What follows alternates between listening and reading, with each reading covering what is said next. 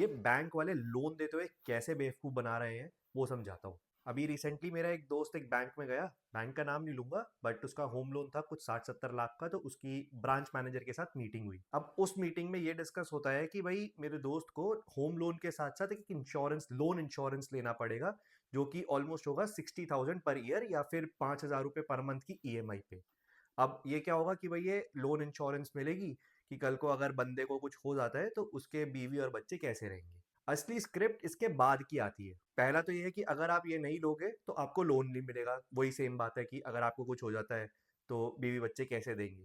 दूसरा पॉइंट कहते हैं कि भाई फिर उनको घर से निकाल दिया जाएगा, उनको घर बेचना पड़ेगा, एक्सेट्रा एक्सेट्रा। बस ये एक ऐसा पॉइंट आ जाता है जहाँ पे फिर बंदा सोचना ही छोड़ देता है। आपको ये पता होना जरूरी है कि भाई जो आरबीआई है उसने ऐसा कोई मैंडेट नहीं किया है कि लोन इंश्योरेंस लेना जरूरी है तभी लोन मिलेगा। आईआरडीएआई ने कोई ऐसा मैंडेट नहीं करा है।